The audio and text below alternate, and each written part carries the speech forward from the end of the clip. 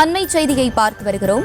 ஹொசூர் அருகே தற்காலிக தரைப்பாலம் அடித்துச் செல்லப்பட்டதால் மக்கள் போராட்டத்தில் ஈடுபட்டிருக்கிறார்கள். பாலம் வெள்ளத்தில் அடித்துச் செல்லப்பட்டதால் மக்கள் தற்போது போராட்டத்தில் ஈடுபட்டிருக்கிறார்கள்.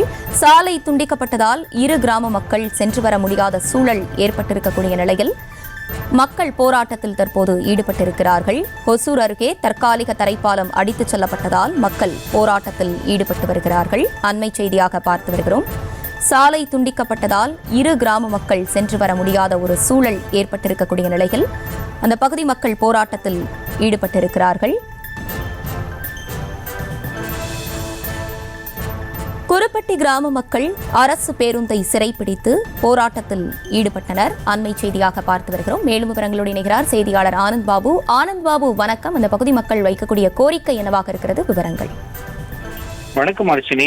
ஒசூர் அடுத்த தேன்கனிக்கோட்டை வட்டத்திற்குட்பட்ட சந்தனப்பள்ளி ஊராட்சியில் தான் அந்த குருப்பட்டி கிராமம் அமைந்திருக்கிறது. இந்த குருப்பட்டி கிராம மக்கள் தல்சூர் கிராமத்தின் வழியாக தான் பிற பகுதிகளுக்கு வந்து செல்ல வேண்டும். இந்த நிலையில் குருப்பட்டி மற்றும் தல்சூர் ஆகிய கிராமங்களுக்கு இடையே மேம்பாலம் பணிகள் நடைபெற்று வருவதால் கிராம மக்கள் சென்று வர தரைப்பாலம் அமைக்கப்பட்டிருக்கிறது. இந்த தரைப்பாலம் நேற்று இரவு பெய்த கனமழை காரணமாக இந்த தரைப்பாலம் அடித்து செல்லப்பட்டு சாலை துண்டிக்கப்பட்டிருப்பதால் குருப்பட்டி மக்கள் இந்த பகுதிக்கு வரக்கூடிய சிரமத்தை ஏற்பட்டிருக்கிறது.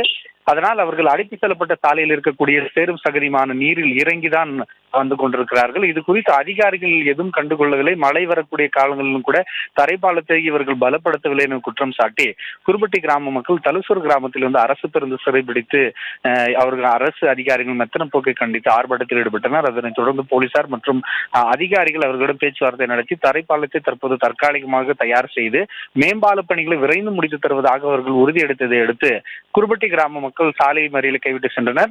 பள்ளி கல்லூரி மற்றும் வேலைக்கு செல்வோர் காலையில் அந்த பள்ளத்தில் இறங்கி கடும் சிரமத்திற்கு ஆளாகி பயணித்தனர். அர்ச்சினி, விவரங்களை வழங்கியமைக்கு நன்றி ஆனந்த் பாபு. செய்திகளை உடனுக்குடனும் துல்லியமாகவும் தெரிந்து கொள்ள சப்ஸ்கிரைப் பண்ணுங்க.